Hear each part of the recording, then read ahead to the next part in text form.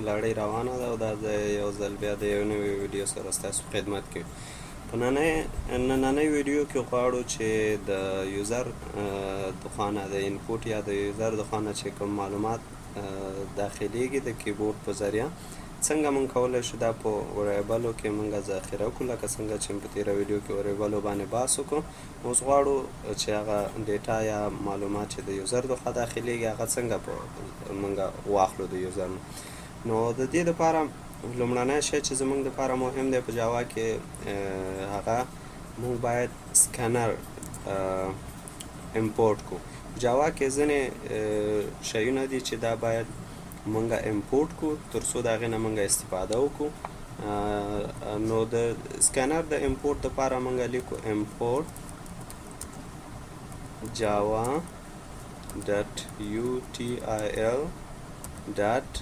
سکینر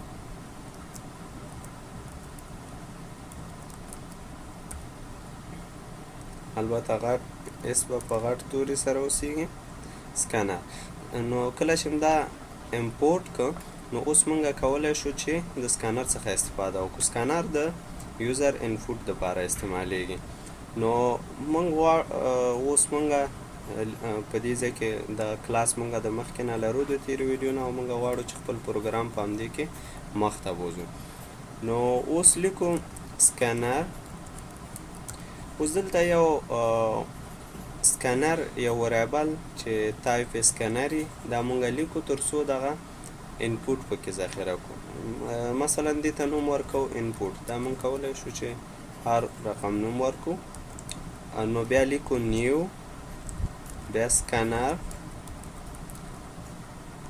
بیا واړه قوسونه په منځ کې سیسټم ډټ ان نو سکینر اخر کې به هغه ولرو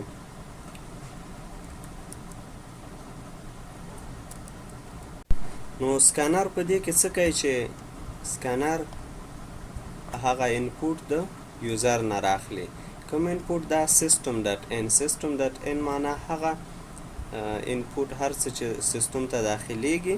د کیبورډ نه هغه به راځي او په دغه وریبل کې به ذخیره کیږي نو که مونږ غواړو چې دغه ډسپلی کو مونږ کولی شو چې دا ډسپلی کو نو لیکو سیسټم ډټ آوټ ډټ پرنټ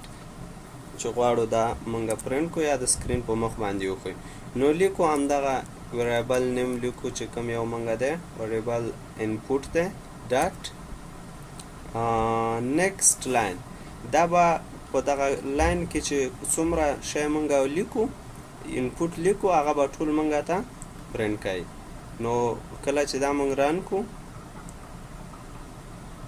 دا په دې برخه کې مونږ کولی شو چې خپل انپوټ ولیکو نو هر څه چې مونږه لیکو لکه زه لیکم سلام ملګرو نو انټر وهم سلام ملګرو دا یې مونږه ته پرنټ دغه شین رنګه چې دی دغه یوزر انپوټ دی هغه یوزر چې کوم شی داخلی او دا هم د دغه لاین دی کوم چې سیسټم مونږه ته بیرته هماغه انپوټ ډسپلی کوي یا د آوټپوټ په شکل باندې ښیي نو دغه نیکسټ لاین معنا دا دی تر هغه ځای پورې دا مونږ ته پرنټ کړه تر څو بل لاین راځي نو که تاسې غواړئ چې دغه ډیټا د یو خاص ډیټا ټایپ دپاره یا یو خاص ټایپ د ډیټا دپاره دا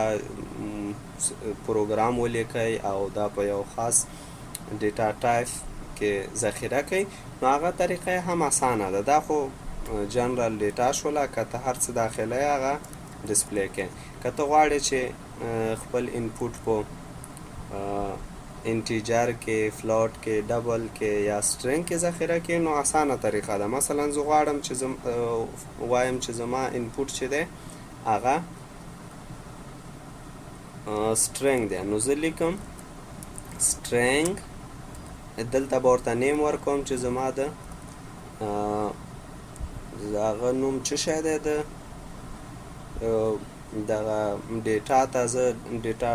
ته یو ریفرنس نیم ورکوم string name equal to input dot next string.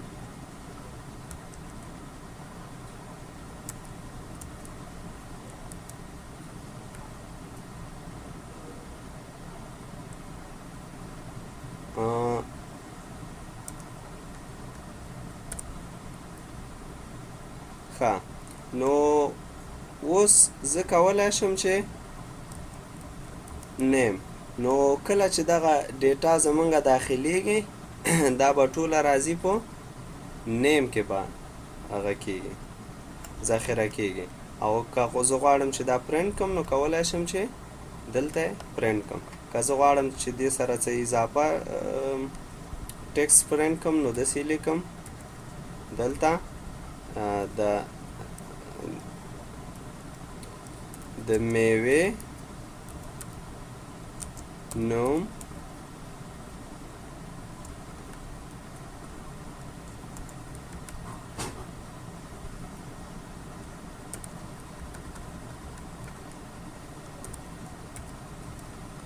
دی نو غواړم چې زه دا رن کم ښه زه لیکمه د میوې چونکې دا کلاس زما د میوې په نوم دی نو میوې ته یو نوم ورکوم مثلا انار دا د میوې نوم انار دی دا انار زمونږ انپوټ کوم چې دغه په دې ځای کې راغلی په دې نیم کې ذخیره شوی دی او په دې ځای کې دا بیا بیرته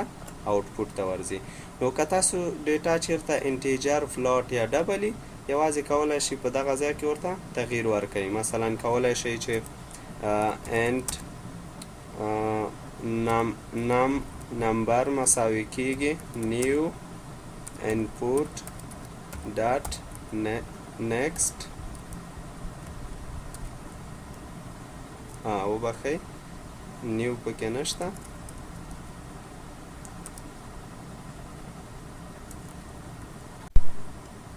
نو کوم انپوټ چې زمونږ انټیجر نمبر یې هغه به راځي په دې نمبر کې به ذخیره کیږي نمبر به ورته ولیکم